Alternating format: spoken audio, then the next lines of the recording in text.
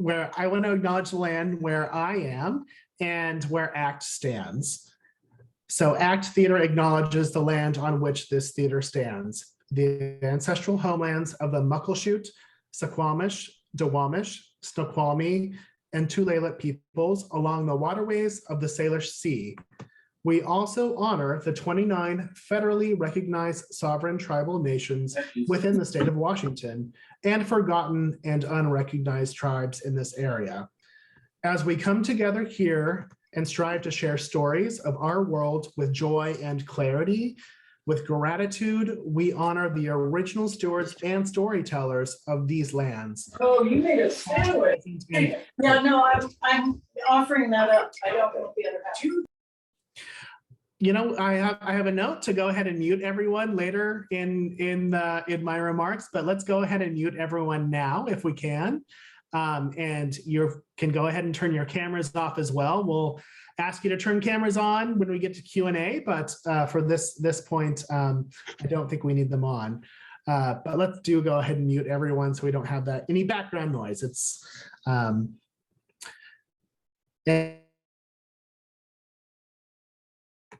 so I was also muted, so I'm going to continue and say, we honor the original stewards and storytellers of these lands, past, present, and future. We recognize the immense and often unrecognized contributions, sacrifices, and resilience of Indigenous people here and the profound historical, multi-generational impact that colonization has adversely had on Native people everywhere, including ongoing disparities, racism, and political and social invisibility. To heal, we need truth and understanding to understand truth and understanding that everyone actually actively participates in together. This acknowledgement is one small act in recognizing the importance of where we are and continuing to care for the land and the people that live here. We are all in relationship to each other. Thank you. I have a few other kind of housekeeping things. We're returning to an old form of Zoomat. We can see your faces, we can hear you. You know, for so long you've been in a webinar format where we could only interact by typing. So that makes, you know, muting you and turning your camera off all the more important. And we may be a little bit rusty, so bear with us. If we have any missteps tonight, we'll get through them together. So we've been muted, and hopefully we will see you later tonight, your faces during Q&A. We do have closed captioning available. You just need to click the button at the bottom of your screen. A few folks tonight have sent in questions already, but if you do have questions, you can certainly put them into the chat throughout the evening or hold them until the end of the evening. We'll turn cameras on. You can wave your hand. You can also use the participation button to raise your hand and ask a question, but there should be plenty of time at the end of the program to hear from you. We really want to hear from you. That's why we're doing this. So I think cameras are mostly off. You are on mute, and you already know that we're recording. And just in case you don't know, that does include any private chats you're sending to friends who might be online. So keep that in mind. So that covers all of my housekeeping points. And at this time, I'm going to go ahead and ask Eric Bennett, ACT's board chair, to turn his camera on and unmute, and we'll hear a few words from him. Thank you so much, Michael. And thank you everyone for joining. Hello, my name is Eric Bennett. I am the new board chair of ACT Theater as of July of this year. For those of you who haven't met me, this is my 8th year on the ACT board. And in that time, in addition to just having a wonderful opportunity to interact with everyone here, I've also had an opportunity to work on audience development, finance, task forces, governance, and executive to really see all sides of the organization. And in that time, seeing the unparalleled creative vision that this place is able to have and to sustain and to bring to the Seattle area. The key reason why I accepted the job of board chair was that I saw this time that we're in as a very exciting time of transition. Yes, there are challenges at this time with any theater that's been closed, but this is really a chance not just to reopen, but also to reintroduce ACT to Seattle, something that you're going to be hearing about through the discussions today. And the ability to be part of that and to be able to help shape how we reintroduce ACT to Seattle is something that I just couldn't pass on. Now, in a minute, you're going to be hearing from Mary Cadera, who is our interim managing director. Many of you may not have heard yet from Mary, so this will be the first time, and it's my honor to be able to introduce you to her. She joined ACT in June, and along with John during that time has really been able to chart a course for how we're going to reopen the theater. Again, you're going to be hearing more about that tonight.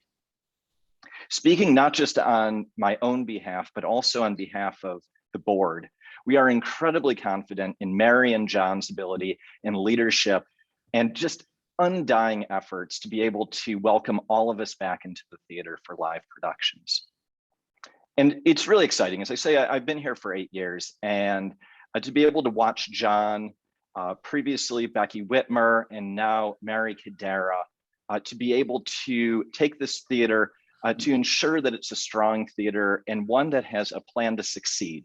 And doing so, not just in being viable, but to me, and what's really important to me is that we are culturally relevant and bringing something which is very much needed to the Seattle area with a fresh voice and an important voice. Now, what we are is a theater, and that means that it's very important that that we're back in the theater, and I cannot wait to welcome everyone back to your seats at the theater as soon as possible. And we've got Christmas Carol on the horizon. Subscriptions are on sale.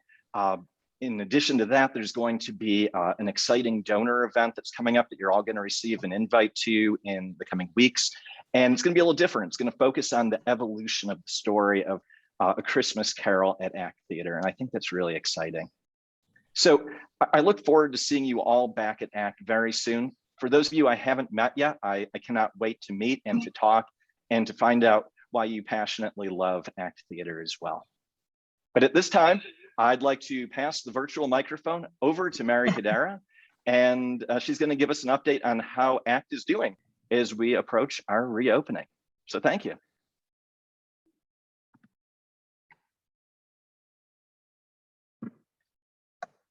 Thank you so much for the introduction, Eric. And I'd like to extend a heartfelt thanks to you and to the rest of the board for your steadfast leadership, especially during the last year and a half. 2 years, where are we at now with the pandemic? Thank you so much. I'm happy to meet everybody here via Zoom, and on behalf of myself, John, and the rest of the staff, we deeply appreciate your support and your generosity. ACT wouldn't be here without you. Eric did a great job of teeing up. I have been with the theater since June. I'm serving as the interim managing director. And I'm pleased to say that as a subscriber since 2015, I have seen most of the productions that have hit the ACT stage since that time. I come from the corporate sector. I worked most recently at Vulcan, but I've always been involved in board service and have helped create some new nonprofits along the way.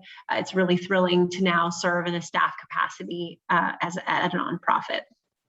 The first part of my career was spent in finance. I hold a CPA license. It's a boring but fun fact about myself that I don't relish sharing at parties, but it is true, so I do share. And while it's been years since I practiced accounting, I still love a good budget review process, and I'm not afraid to admit that. I joined ACT because I believe that theater is important. It brings us together, and I think that ACT can serve as a bridge as we start emerging from the worst of the pandemic, and it can help us reconnect with one another and with art. I think art is more important now than ever. It heals, it teaches, and it opens us up to bigger questions. And I'm really thrilled to be here, and I'm excited to support what ACT is preparing to do next. So because it's a favorite topic of mine, I'm excited to give a brief financial and budget update. We changed our fiscal year this year from December 31st to June 30th. And while that might sound relatively benign, it's a process. It was a big deal. And I'd like to give a shout out to Sheila Smith, our Director of Finance, for all of the gymnastics that she went through to make sure that that happened. And I'm very pleased to report that our short year from January to June of this year, we are in the black.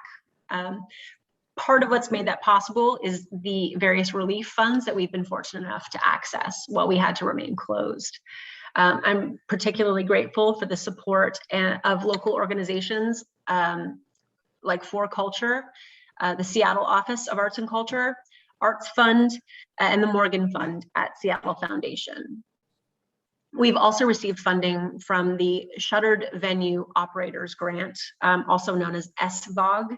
You've maybe seen that mentioned in the news. It's a federal program. It was funded about $16 billion back in January of this year. Funds started being released in June of this year, and we are some of the lucky recipients. Round one provided us with a significant gift, and we're hoping that there will be a second round to come. More funds are also available to us via King County. We are hopeful that we'll be able to benefit from support there too. Maybe more importantly, I'm pleased to report that support from individual donors is strong. It's the generosity of individuals like the people in this room that truly give us stability and confirms our value proposition. People like us. It allows us to present Act Local virtually, and donations give us the support that we need to prepare to come back to live theater. I also have good news on sales of subscription and tickets to A Christmas Carol. We are on track to hit our sales goals for both. And in the case of subscriptions, our current sales trajectory suggests that we might even beat our sales goal, which is not bad given the challenges of the current day. Our reopening work has also begun in earnest. I've got some great updates on our HVAC system. I think this is fascinating, right? This runs through the entire building. It's complicated, and without it, the building, humans can't exist inside it. We're completely reconditioning it. Some of you may have heard about MERV 13 filters. I feel like it's something that comes up in the news quite often. We've added those. And for folks who are new to the subject, MERV 13 filters are somewhat of a gold standard, and they will help keep the people in the building safe. In addition to that, we will also be running the ventilation system at maximum capacity with 100% outside air, which is, of course, really important when we're trying to make sure that any germs in the air are cycled out, but it also means that in the winter months, bringing in outside air, it will be cold. So this is a heads up that for people who are attending A Christmas Carol, remember to dress warm. We will be fighting to keep that air warm, but also because we're bringing outside air, we are also going to make sure that that air is safe. Another important update is that we're moving to digital ticketing. We have a new touchless ticketing system that will allow patrons to carry their tickets digitally on their phones. This will also allow for easy transfer of tickets to others or exchanges of seats on show nights. All of this can be done via the internet or through a quick phone call, but all of it without actually needing a physical ticket. But for those patrons who prefer paper tickets, those will be available as we transition. Paper tickets will have a barcode so that they will work with the scanner. Also, rehiring, we're in full swing. We have 6 new hires since the summer and 12 employees who have returned after being furloughed during the shutdown. These employees, these additional folks, they'll ensure that the building reopens safely and that this year's Christmas Carol is as sparkly and magical as ever. I'd like to take a moment to make a quick pitch, given that this group is a group of people who they love the theater and are part of the community of theater lovers. The ACT website has our current job openings listed. Please take a look and share them if you can. If you know people who would love to come and work for ACT, I can vouch, it's a great place to work. please go ahead and spread the word. And also keep in mind that new positions are being posted regularly. So for anyone who might be interested in a role with the theater, please advise them to check back frequently. As far as opening the theater again is concerned, we're also preparing to do a deep clean of all the spaces in the theater. As you can imagine, over the last 18 months, a lot of them have gathered more than a little bit of dust. So that will be launching shortly. I also want to share an update on parking. We do have a new parking contract. Patrons will have a choice of 2 garages at exclusive ACT rates. We've got 2 Union, which is across the street. That rate will be $5. Also, parking will be available at the Hilton Hotel on 6th for $6.50. Anybody who's been downtown recently will know that these are extremely great rates for parking downtown. Both garages have late night access. There will also be a widget on our website for patrons to access the parking in advance and pay in advance. So for people who like to be tricky like that, you'll have the opportunity to pay for parking ahead of time. And I do want to add that I think, frankly, this is a safer option for our patrons. While the convention center parking is convenient, there is the strange dark walk that needs to happen from the parking garage to the theater.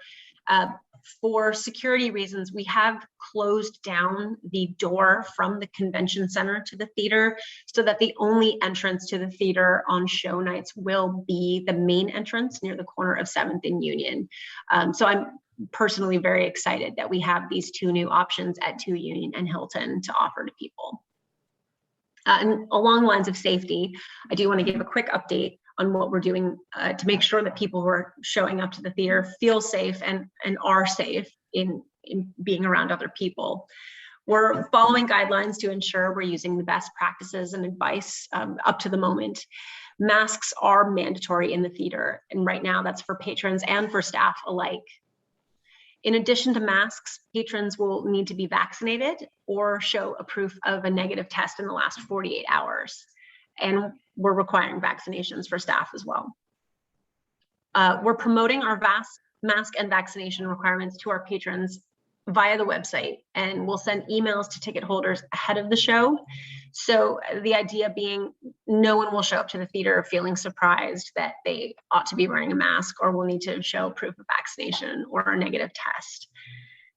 We've also made the difficult decision not to offer concessions until 2022, or at least until it's safe to have our masks off. The theater's just too small for us to provide socially distanced areas where people can remove their masks and enjoy a drink or some food. So we've just made the decision that we won't be doing that for now.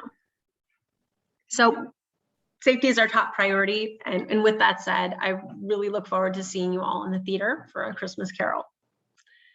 I will hand things off to John Langs, our artistic director, to give you an update on what we're doing on the artistic side of the house. Thank you, Mary. Hi, everyone.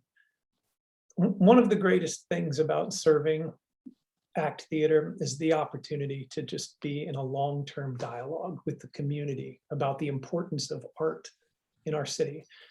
So we want to thank you so much for your support, and not just for your financial support, but also because this group, this community, is a community that reaches out with their ideas and with their enthusiasm and with your thought partnership. And it really means the world to us. So I'm so grateful that you're all here tonight. And it's a great moment tonight to acknowledge that the cultural vitality of our city is a group effort. The way this group here has shown up certainly deserves a respect and appreciation. So thank you so much for your interest and your partnership and your continued belief.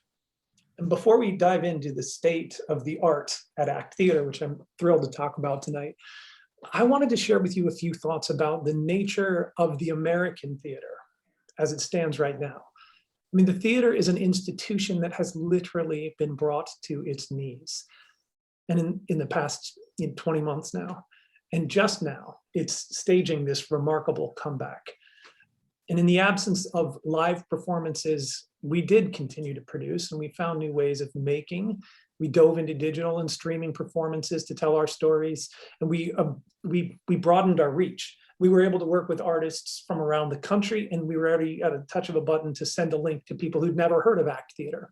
It was thrilling. And this pared down staff that worked tirelessly and bravely deserves a Medal of Honor for their patience and their effort and their dedication to stay the course through the choppy water of the last 20 months.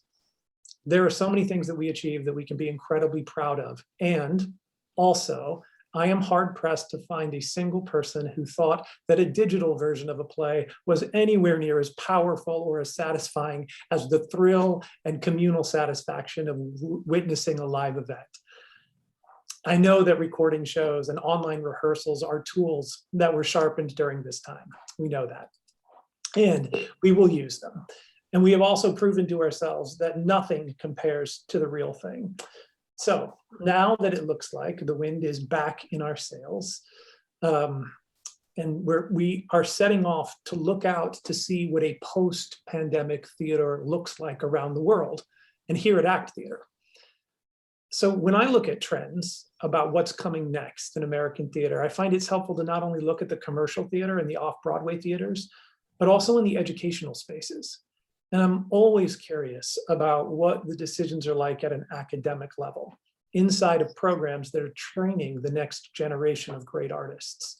They're the feeding ground for our art form. And one noticeable trend, even in the before pandemic times, was that the forms of traditional theater were being challenged. They were being shaken up. We could see it in the scripts that we began reading. Artists and educators were leaning heavily into collective and devised work rather than traditionally scripted work. They were leaning into interdisciplinary work instead of the kitchen sink style of storytelling. They were leaning into the creation of theater in non-traditional spaces, and certainly immersive productions were taking hold all across the country. And most importantly, there's been a shift away from the virtuosity of performance to an artistic expression which centers the lived experience and the authentic voice of the writer or the actor or the performer. So all of these changes are exciting, but they also ask us to be bolder, to reach further, to engage on a deeper level, broaden our relationships, and also to reevaluate practices. And these trends that were percolating before the pandemic have only become richer and more relevant 20 months later, which leads us to the real question that we want to ask. Knowing all of this, how do we best serve our community? How can we bring people back together? How can we get them excited to come back indoors and watch a live presentation? So there's this great article in the New York Times last week. It's about a remount of a production of Mr. Burns, the post-electric play. That's a play that we produced. And this theater in Chicago, Theater Wit, they made the choice to bring back their 2015 production because, and I quote, "The theater post-lockdown needs big, complicated, and relentlessly extravagant plays. Plays that are wildly entertaining, but do not turn away from the complications of this contemporary moment." That quote galvanized our newly formed curation committee, and it's been the topic of white hot conversation as we've been looking for stories, and not only stories, but looking for experiences for our 2022-23 main stage season. And just as important as what we put on stage, and I've talked about this before with you, the last 20 months have been focused on how we do what we do. The last time we met at the State of the Theater, we discussed how ACT was shifting the paradigm from how we staff the theater, how we choose the shows, how we cast the shows, how we produce the shows. And since then, we've been constructing our work around the inclusion of more voices at the table. It's not lip service to say that we've been through kind of a spiritual audit, and the staff, the core company, and the board of trustees have worked to redefine culture, amplify our values, and put into writing agreements and commitments to keep us accountable. And for transparency's sake, all of this work that's been shared is on all of this work that we've created is posted on our website. But if you would want a more entertaining version, many of these new processes were clearly articulated in the season preview event on August 26th by many of the core company members. The development department is preparing a message to send to all of you after this meeting, which will include links so that you can investigate. And the sharing of all of this work is intended to be an invitation to a conversation.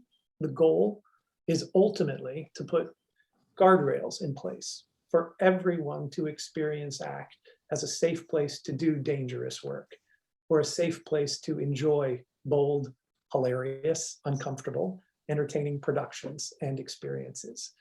So if you have time to read only one document, I recommend the cultural document called We Believe. It's been our rallying cry, and we poured our hearts into it. Now, as we return to the building, our offices and production, there are a few mission priorities that were casualties of the pandemic and that need our attention. But also we see this as a great opportunity. So the engagement department and the education department and the ACT Lab are all priorities that have been downsized in one way or another through the pandemic. And in many ways, we think of it right now as sort of a once in a lifetime chance to rebuild, guided by months of reflection, to align these programs so that they map more closely to our mission and our shared values.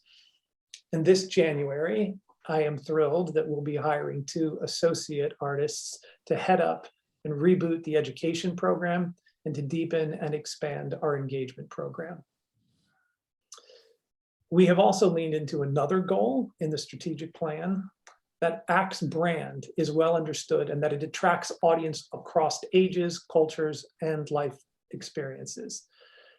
So to do this in the most impactful way, we've joined forces with Planet Propaganda. They are an ad agency that specializes in amplifying the message of your organization. We realized that it was easy to gain clarity from the inside, but to the work to define what we're calling the inherent truth of ACT Theater, it has to include a study of our civic history, our production history. It's going to include interviewing the staff, talking to stakeholders, subscription buyers, and maybe most importantly, people who have lapsed in their subscriptions. And some of you on this call may have already been contacted by them to give us your perspective. It mean a great deal to us if you spend some time with Planet Propaganda to help us on this journey. Now, while all of this work continues, we are focused on our immediate future. It's December 7th when we will welcome back after 2 years. 2 years because the last thing audiences had a chance to see at ACT Theater was A Christmas Carol. In 2019, when we hired the director of this year's Christmas Carol, Julie Beckman, we had no idea that she would have to wait so long. But she spent a lot of time thinking about this production, and it is now about to pay off. And she intends to deliver all of the traditional joy that this production of A Christmas Carol has to offer, while also crafting a production to meet this incredibly unique moment. This production is going to feature in the role of Scrooge, Amy Thone, and Bob Wright alternating the role. 4 of the actors from the core company will join them on stage. There'll be a host of local favorites and some great new faces that point to the future direction of ACT Theater. I don't know how many of you know this, but it is a fact that the original costume designs for Christmas Carol at times had limited our casting, as actors could only be cast if they fit into the costumes that were built years ago. But this year, with a generous $35,000 grant from an anonymous donor, we can accommodate more body types, more diversity, and a whole lot of vaccinated Cratchit children, all 12 years old and up, which means that Tiny Tim may be a little less tiny this year, but we cannot wait to welcome them. So we will follow up Christmas Carol with this short, powerful 3-play season. And we'll come back with ACT's 50th world premiere.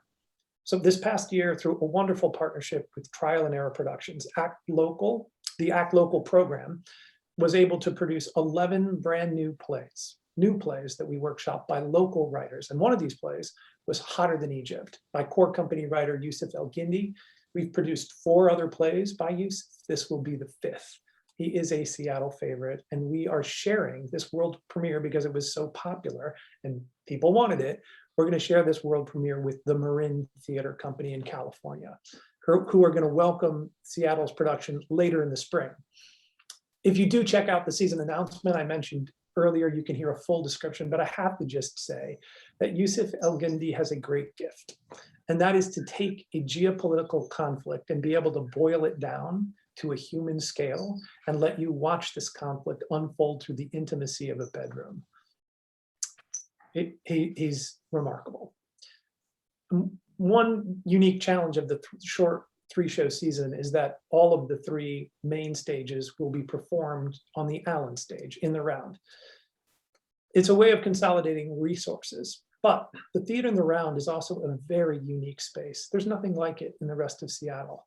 I always have to say what a gift Phil Shermer, the designer, gave us when he gave us the Allen Theater. And we wanted to capitalize on this iconic ACT setting, which seems perfect for a welcome home season. After Yusuf's play, we're going to follow up with a play that is full of suspense. It's a haunted psychological thriller called The Thin Place by Lucas Nath. So a reviewer once wrote of this play, "This is a ghost story for smart people." I love that quote. And here's another quote I love about Lucas Nath. If Nath is consistent about anything, and he's written a wild variety of plays, it is that in his plays, certainty is slippery. Only fools are confident, and Nath doesn't write about fools. He writes about people who deeply and conscientiously question their beliefs. But in doing so, they accidentally rip up something valuable. And that is at the heart of A Thin Place, this terrific psychological thriller. A friend of mine who saw the original production in Louisville actually screamed out loud, and she'll never forget that moment in the theater. I hope we can recreate it, and I hope you like a good ghost story. So The Thin Place will be helmed by an artist who is new to the directing chair at ACT, but he's done some impressive work all over Seattle. Brandon J. Simmons will be directing the West Coast premiere. And then we close out our season with the return of the Pulitzer Prize winning play that was to open our 2020 season, Sweat. And as we were in the curation process, the committee kept talking about, should we or should we not go back to this play? So many people anticipated seeing it. It's an incredible story, but over and over again, every time it fell off the table, the curation committee brought it back on and rallied behind it. I think because it's a powerful play about change and uncertainty and how human beings help each other get through. It's about the economic forces that tear us apart, but also the humanity that holds us together. And those themes seem more relevant now than ever. And it'll be a great way to end the season. And then we're already hard at work on selecting shows for the 22-23 season. We've enlarged our curation committee to include Agastya Cole and Rose Cano, who are true leaders in the theater community. They work with Praditawani and SE Teatro, respectively. Next year's season, the 2022-23 season, you will see the return of the Fifth Avenue Co-Pro and 4, if not 5 shows at ACT, in addition to A Christmas Carol, as we come back to all of our stages. And we also have a lot of unfinished work to do from the before times. We left a lot of commissions on the table that we would love to get back to. The musical Chilly Finger, a powerful play about remembrance, The Boys of Bedem, a bright new comedy, The Laugh Track, and the history of theater, which we started working on in the pandemic with Reginald Jackson and Val Curtis Newton of the Hansberry Project. So very soon, this is breaking news tonight, very soon we'll be also announcing a new set of commissions that will feed the ecology and the artists and of ACT and Seattle. And with your support and the work of this brilliant, brilliant staff and board of trustees, we're staging our own comeback, thoughtfully, soulfully, in partnership with all of you and the larger community to make the next chapter of ACT the best one.